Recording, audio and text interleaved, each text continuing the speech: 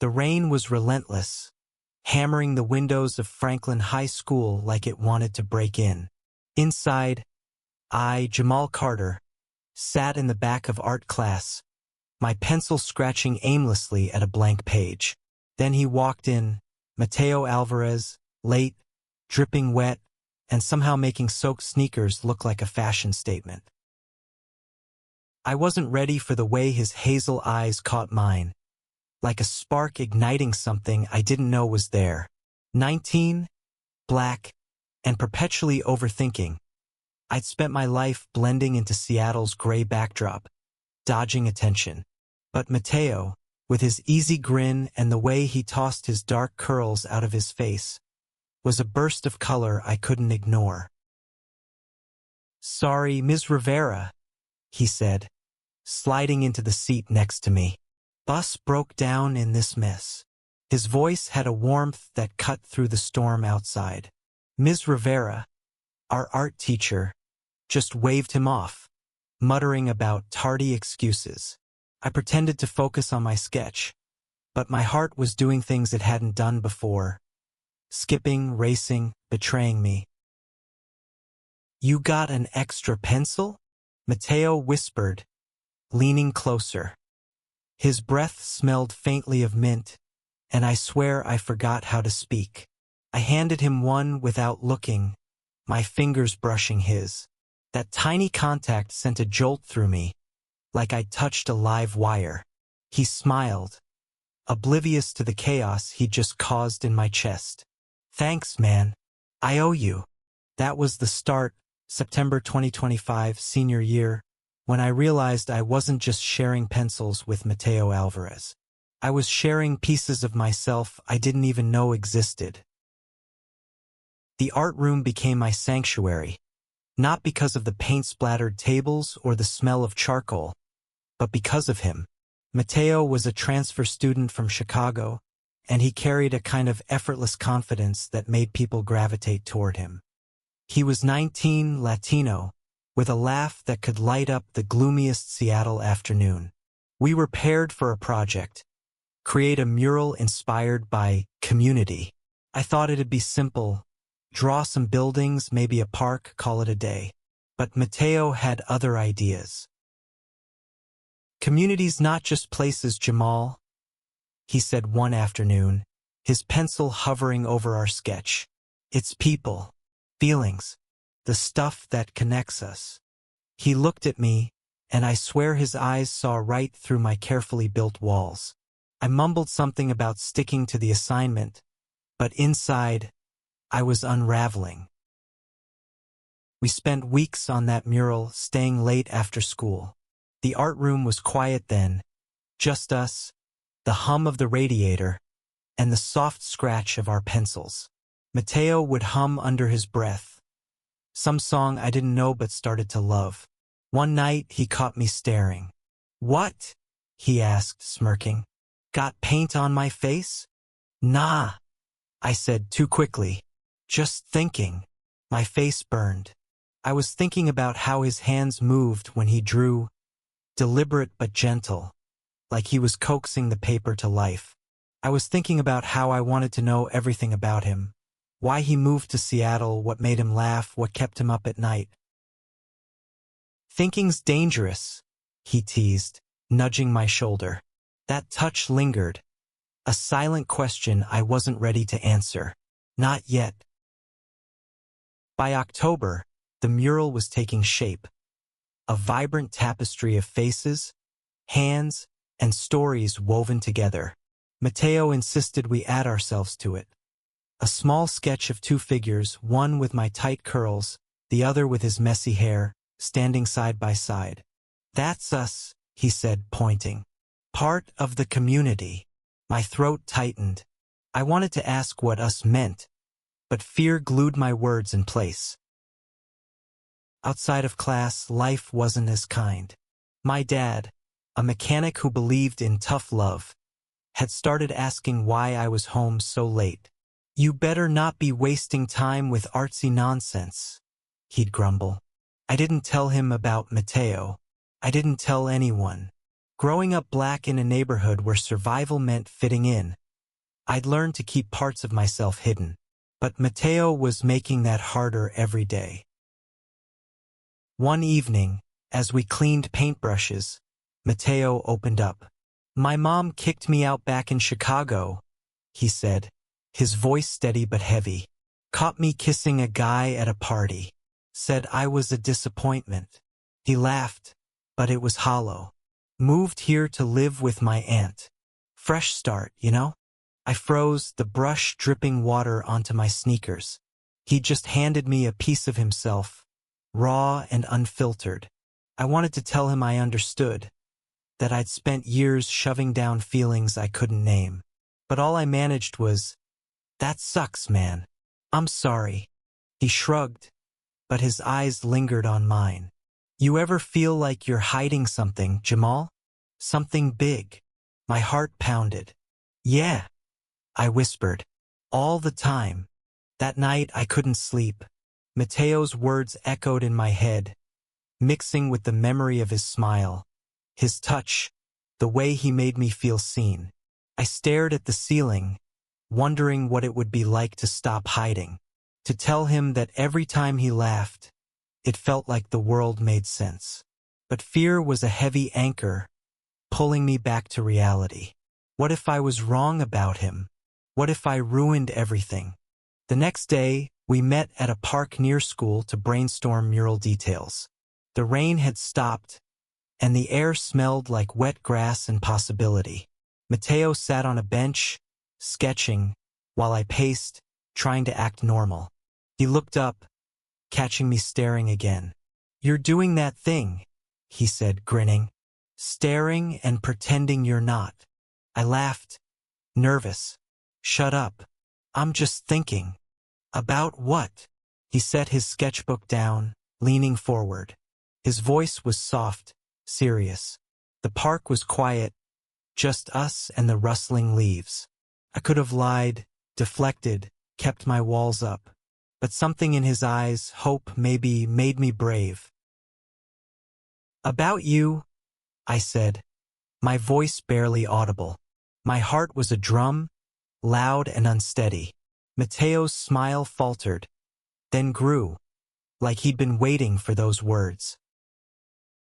"Funny," he said, standing, closing the distance between us. "I've been thinking about you too." His words hung in the air, fragile and electric. I wanted to say more, to spill everything I'd kept locked away. But before I could, he reached out, his hand grazing mine. It wasn't an accident this time. His fingers curled around mine, warm and sure, and for the first time in my life, I didn't pull away. "Jamal," he said, his voice low, "I don't know what this is, but I know it's real."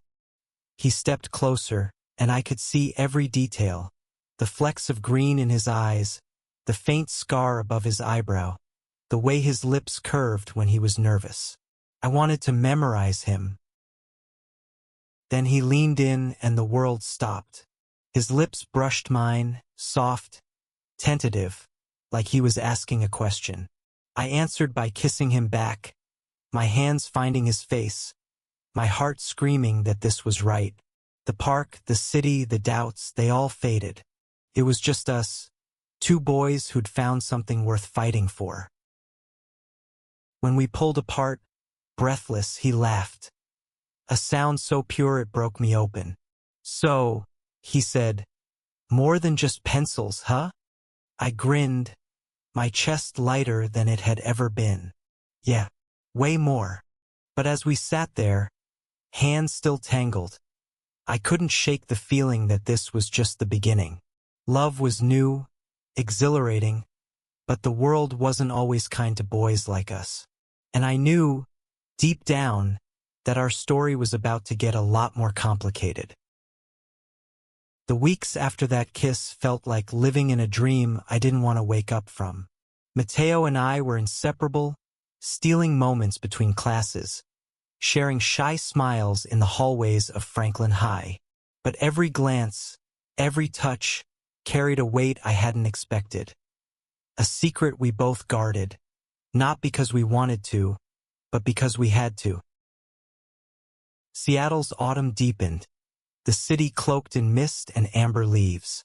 We'd meet at the park after school, our bench under the cherry blossom tree becoming our unspoken haven.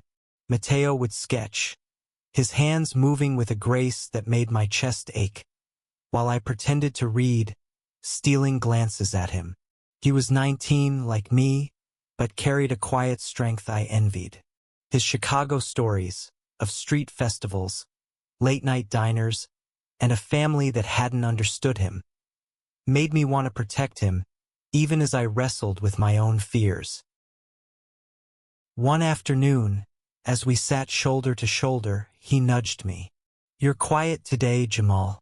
What's up?" His voice was gentle, but his eyes searched mine, like he could see the storm brewing inside me. I hesitated.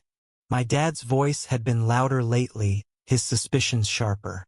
"You're always with that art kid," he'd said last night, his tone heavy with judgment.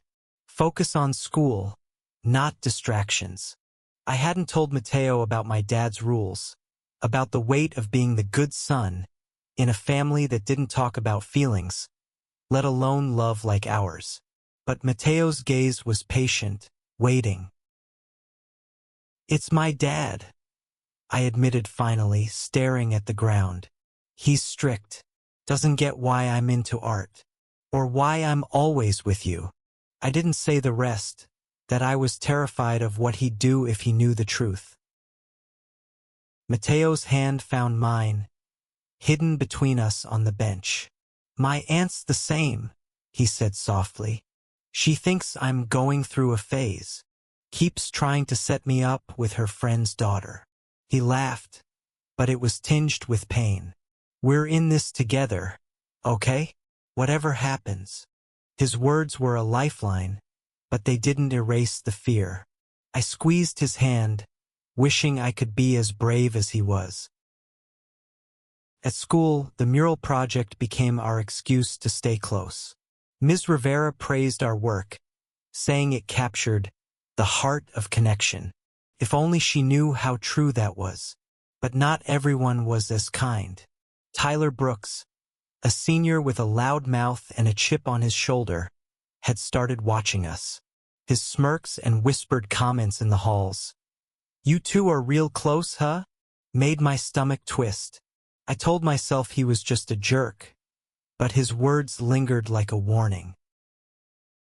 One day, as we painted in the art room, Tyler leaned against the doorframe, tossing a basketball between his hands.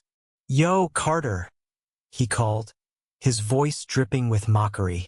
"You and Alvarez ever take a break from playing house?" Mateo stiffened, but his brush didn't stop.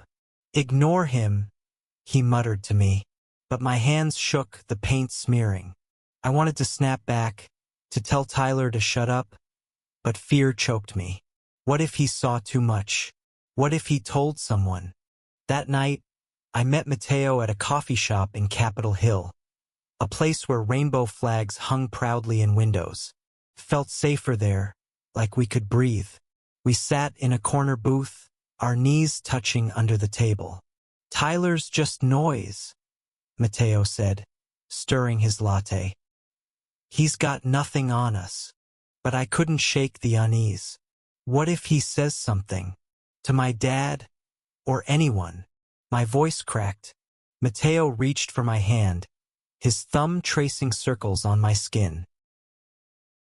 "Then we deal with it," he said firmly. "Together." I wanted to believe him, but doubt was a shadow I couldn't outrun. By November, the mural was nearly done, a riot of color and stories that felt like a mirror of us.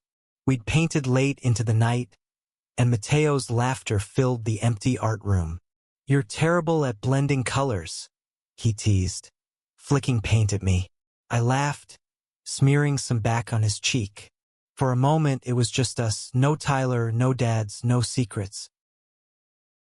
But the world always finds a way to intrude. The next day, I found a note slipped into my locker, scrawled in Sharpie. Fags don't belong here. My blood ran cold. I crumpled it, my hands shaking, and didn't tell Mateo. I couldn't bear to see his face fall, to admit that our bubble wasn't as safe as I'd hoped. I started pulling back. I skipped our park meetups, made excuses about homework. Mateo noticed, of course. "You're shutting me out," he said one day, cornering me after class. His eyes were hurt, but his voice was steady. "What's going on, Jamal?" I wanted to tell him about the note, about the fear clawing at me, but I couldn't. "Just stressed," I lied. "Finals and stuff." He didn't buy it, but he didn't push. Instead, he handed me a sketch, a small, detailed drawing of us on our bench, cherry blossoms falling. "Don't forget this," he said quietly. "Don't forget us."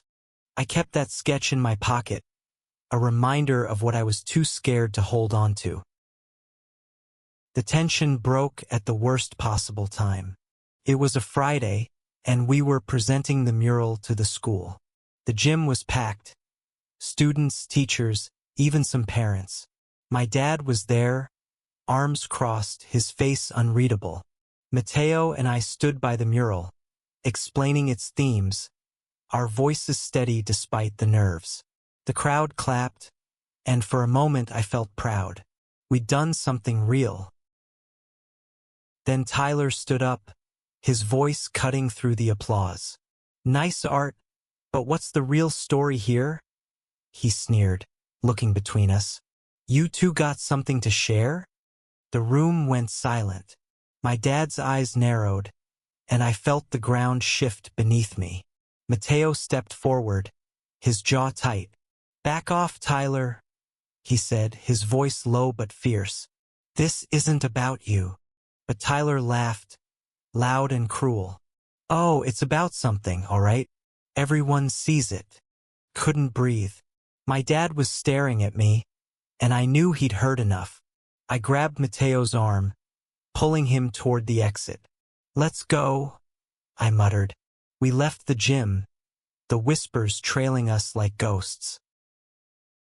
Outside, in the cold, Mateo turned to me. "Why didn't you say anything? Why didn't you fight back?" "Because I can't," I snapped, my voice breaking. "You don't get it, Mateo. My dad, he'll kill me. This isn't Chicago. This is my life." His face softened, but the hurt didn't leave his eyes. "I thought we were in this together," he said quietly. "But you're still hiding." He walked away, and I didn't stop him. The sketch in my pocket felt heavier than ever. That night, my dad was waiting. "What was that about?" he demanded, his voice like steel. "That boy, Tyler," he said something. "You and Mateo, what's going on?" "Nothing," I lied, my heart pounding. "We're just friends." He didn't believe me.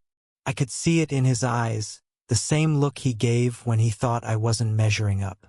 "You better not be lying to me, Jamal," he said. "I didn't raise you to be like that."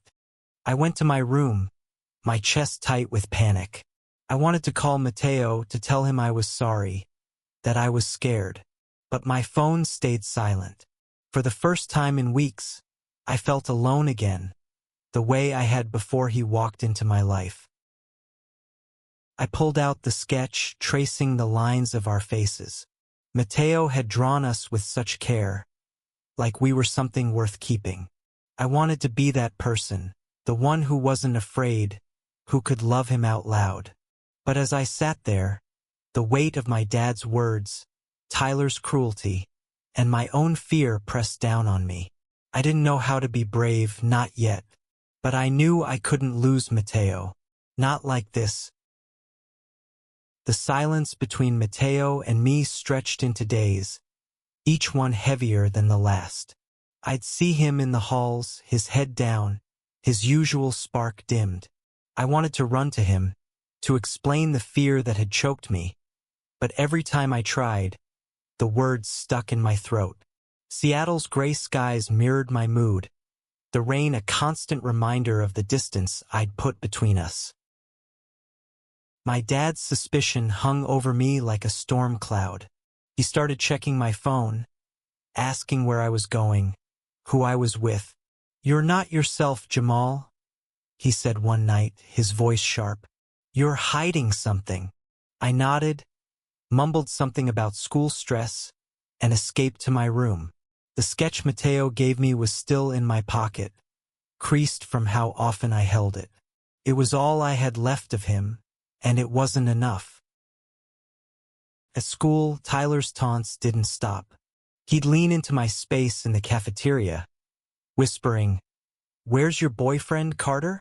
I ignored him, but each word was a cut, reminding me of what I was too scared to claim. I missed Mateo's laugh, his warmth, the way he made me feel like I could be more than the sum of my fears. One rainy afternoon, I found him in the art room, alone, working on a new sketch.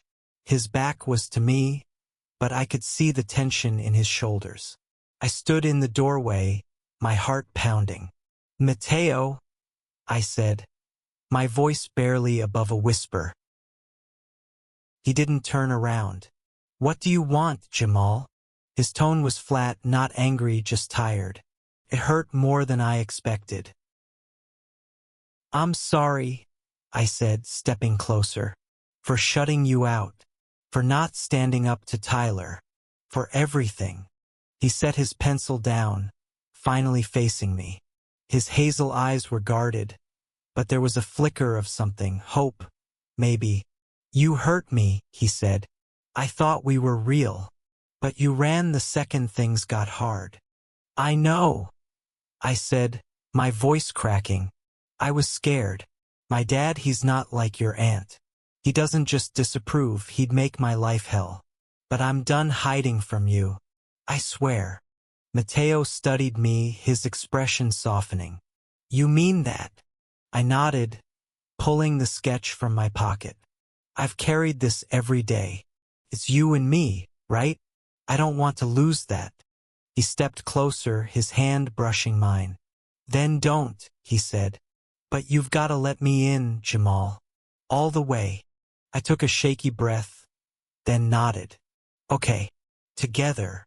He smiled, small but real, and it felt like the sun breaking through the clouds. We didn't kiss, not then, but his hand stayed in mine, and that was enough. We started rebuilding slowly. We'd meet at the Capitol Hill coffee shop, sharing stories over steaming mugs. Mateo told me about his dreams, becoming an artist, maybe moving to New York one day. I told him about mine, quieter but just as real. Studying graphic design, making a life where I didn't have to hide. We were careful at school, keeping our distance in public, but in those stolen moments we were us again. But the world wasn't done testing us. One day, I found another note in my locker, this one worse. "We're watching you, fags." My stomach dropped. I showed it to Mateo, expecting him to pull back, but he just crumpled it and tossed it in the trash. "They're cowards," he said, his voice steady. "They don't get to ruin us." His courage lit something in me. That night, I went to the park alone, sitting on our bench. The cherry blossom tree was bare now, but it still felt like ours. I pulled out my phone and texted Mateo, "I'm ready to fight for this. For us." His reply came seconds later, "About time, Carter. Meet me tomorrow. We'll figure it out." The next day, we made a plan. We'd finish the mural, present it at the school's winter showcase, and stand together, no matter what. It felt like a small rebellion, a way to claim our space. But as the showcase approached, the notes kept coming. Slipped into my locker, taped to my backpack. Each one was uglier, more threatening. I didn't tell my dad, but I started to wonder if Tyler was behind them, or worse, if he wasn't alone. Mateo noticed my tension. "You're carrying too much," he said one evening, as we painted in the art room. "Talk to me." I told him about the notes, the fear that someone was watching us. His face hardened. "We need to tell Ms. Rivera," he said. "This isn't just bullying. It's harassment." I hesitated. Telling a teacher meant making it real, risking my dad finding out. But Mateo's hand on my shoulder grounded me. "We're stronger than this," he said. "Together, remember?" The next day, we showed Ms. Rivera the notes. Her face went pale, but her voice was firm. "This stops now," she said. "I'm taking this to the principal. You two don't deserve this." For the first time, I felt like someone had our back. But as we left her office, I saw Tyler in the hall, his smirk sharper than ever. My heart sank. This wasn't over. The winter showcase was a week away, and the mural was our masterpiece. A vibrant celebration of connection, with our tiny sketched selves at its heart. We poured everything into it, staying late, laughing, stealing glances. But the notes didn't stop, and neither did my dad's questions. "You're spending too much time with that Alvarez kid," he said one night, his eyes narrowing. "People are talking, Jamal." I froze, my heart racing. "What people?" I asked, my voice barely steady. He didn't answer, just shook his head and walked away. I knew then that the rumors were spreading, seeping into my home. I wanted to tell Mateo, but I didn't want to burden him. He was already carrying so much, his own past, his own fears. The night before the showcase, we met at the park. The air was crisp, the stars bright against the dark. Mateo sat close, his shoulder against mine. "Whatever happens tomorrow," he said, "we've got this, you and me." I looked at him, his face illuminated by the streetlights, and felt a surge of courage. "I'm not running anymore," I said. "I'm in, Mateo, all the way." He smiled, leaning in to kiss me, soft and sure. For that moment, the world was just us, and I believed we could face anything. But deep down, I knew the showcase would be a turning point, for better or worse. The winter showcase was chaos and color. The gym transformed with student art and buzzing with voices. Mateo and I stood by our mural, its vibrant lines and faces glowing under the lights. I was proud, but my nerves were a live wire. My dad was somewhere in the crowd, and Tyler's presence loomed like a storm. Mateo squeezed my hand behind the mural, a quick, hidden gesture. "We've got this," he whispered. His confidence was my anchor, but I couldn't shake the feeling that tonight would change everything. The principal introduced our mural, praising its message of unity. As we stepped forward to speak, I saw my dad near the back, his arms crossed, his face unreadable. Tyler was there too, smirking with a group of his friends. My stomach twisted, but Mateo's steady voice pulled me through. "This mural is about what connects us," he said, his words clear and strong. "It's about finding your people, no matter what." The crowd clapped, but Tyler's voice cut through. "Yeah, real connected, huh?" he called, loud enough for heads to turn. Laughter rippled through his group, and I felt my dad's eyes on me, sharp and searching. My heart pounded, but Mateo didn't flinch. He stepped closer to me, his shoulder brushing mine, a silent defiance. After the presentation, the crowd dispersed to view other projects, but my dad approached, his expression hard. "We need to talk, Jamal," he said, his voice low. "Outside. Now." Mateo started to follow, but I shook my head. "I've got this," I said, though my legs felt like jelly. Outside, in the cold December air, my dad didn't waste time. "People are saying things," he said, "about you and that boy. Is it true?" My throat closed up. I'd spent my life avoiding this moment, but there was no running now. "Yeah," I said, my voice shaking but clear. It's true. Care about him, Dad. More than you know.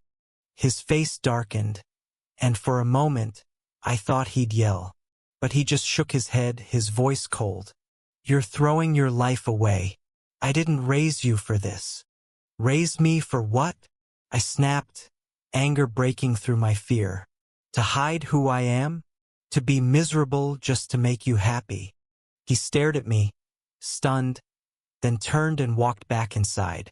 I stood there, trembling, the weight of my words sinking in. I finally said it, but it didn't feel like victory. It felt like losing something I might never get back. Back in the gym, Mateo found me. You okay? He asked, his eyes searching mine. I told him what happened, my voice breaking. He pulled me into a hug, right there in the corner of the gym where no one could see. You're so brave, he whispered. I'm proud of you. But the night wasn't done with us. As we packed up, Tyler and his friends cornered us near the mural.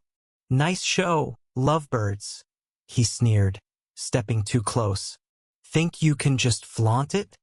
Mateo squared his shoulders. Back off, Tyler. We're not your problem.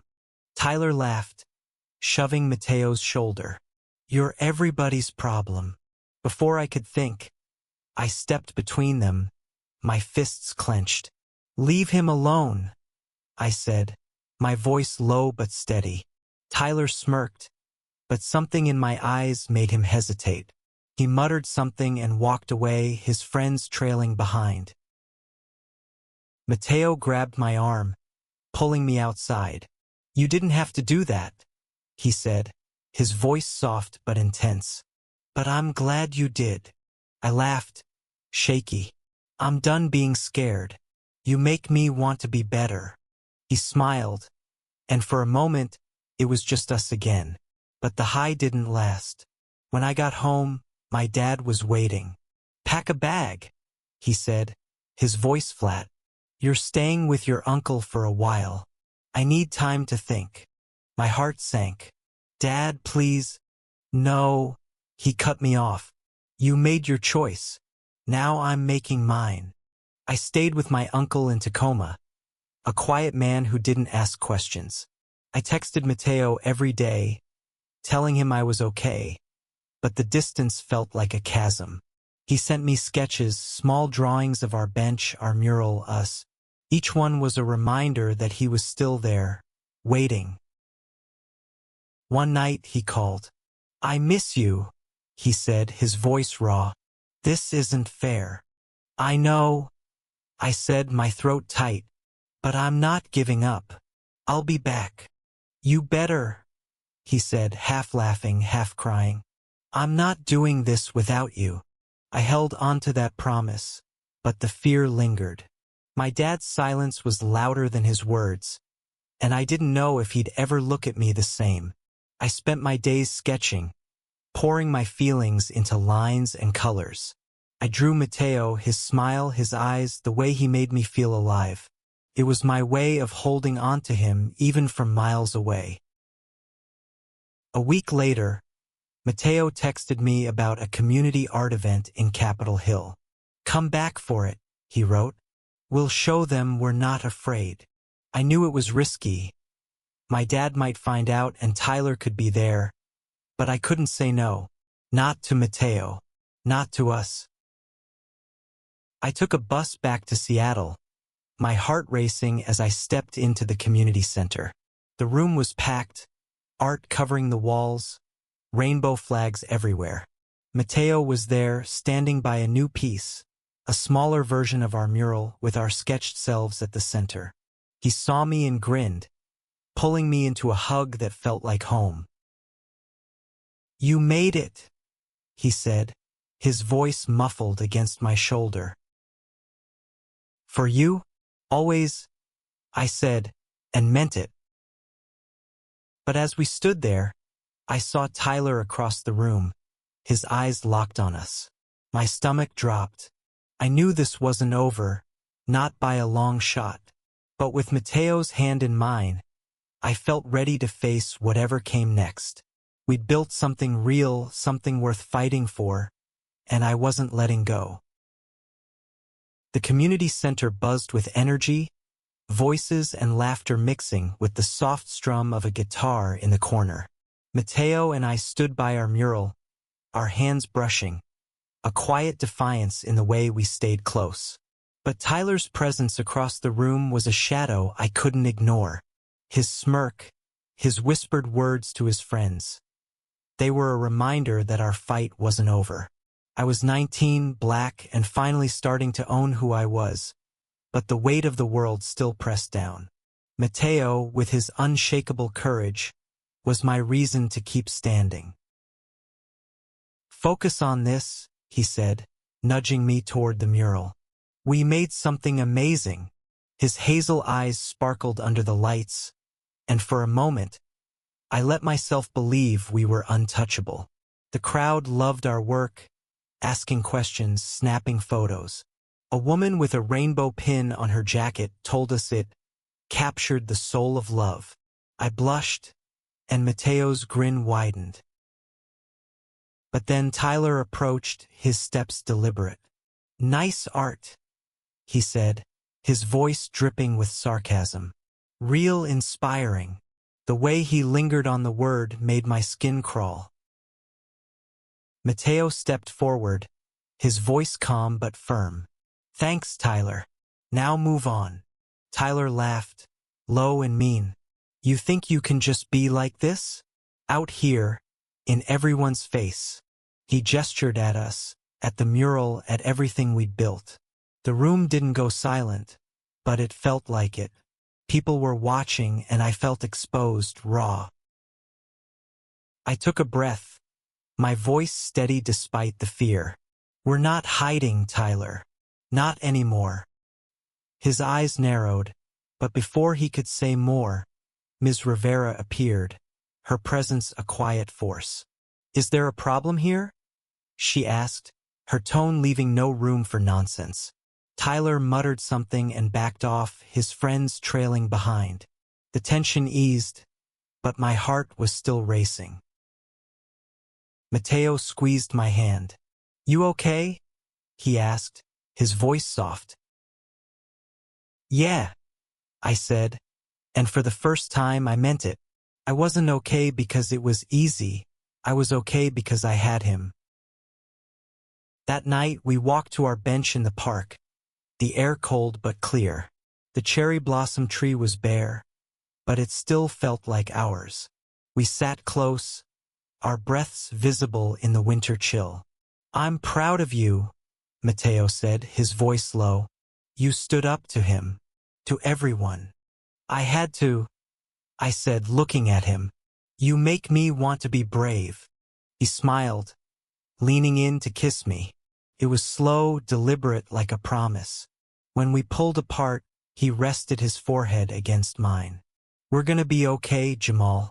Whatever happens." I wanted to believe him, but my dad's words still echoed. I hadn't heard from him since I'd gone to my uncle's, and the silence was deafening. I told Mateo everything. My dad's anger, my fear of losing my family. He listened, his hand never leaving mine. "You can't control him," he said finally, "but you can choose us. And I'm choosing you, every day." Those words carried me through the next weeks. I stayed with my uncle, but I went back to Seattle every weekend for Mateo, for the art events, for the life we were building. The notes stopped, and Tyler's taunts faded. Maybe because Ms. Rivera had reported him, or maybe because he saw we weren't backing down. School was different now. People whispered less, and some even smiled, like they saw us for the first time. One evening, I got a text from my dad. "Come home. We need to talk." My stomach nodded, but I went. He was in the living room, his face tired, older than I remembered. "I've been thinking," he said, his voice softer than I expected. "I don't understand this thing with you and Mateo, but you're my son. I don't want to lose you." It wasn't acceptance, not fully, but it was a start. I told him about Mateo, about how he made me feel alive, how he made me want to be better. My dad listened, his jaw tight, but he didn't interrupt. When I finished, he nodded, just once. "I need time," he said, "but I'm trying." That was enough for now. I hugged him, something we hadn't done in years, and felt a weight lift. By spring, Mateo and I were stronger than ever. We finished senior year, our mural now a permanent fixture in the school's art hall. We'd applied to art schools, Mateo for painting, me for graphic design. We didn't know where we'd end up, but we knew we'd figure it out together. One warm April evening, we sat on our bench, the cherry blossoms blooming again, petals falling like soft promises. Mateo pulled out his sketchbook, showing me a new drawing. Us older, standing in a city we hadn't seen yet, hands intertwined. "This is us," he said, his voice full of certainty. "In 5 years, 10 years, whatever, we're gonna make it." I looked at him, at the boy who'd walked into my life and changed everything. "Yeah," I said, my voice steady. "We are." We shared more than just pencils in class. We shared fear, courage, and a love that refused to break. Mateo was the first boy who made my heart skip, and I knew, as we sat there under the blossoms, that he wouldn't be the last, because what we had wasn't just a moment. It was a beginning, one we'd fight for, together no matter what.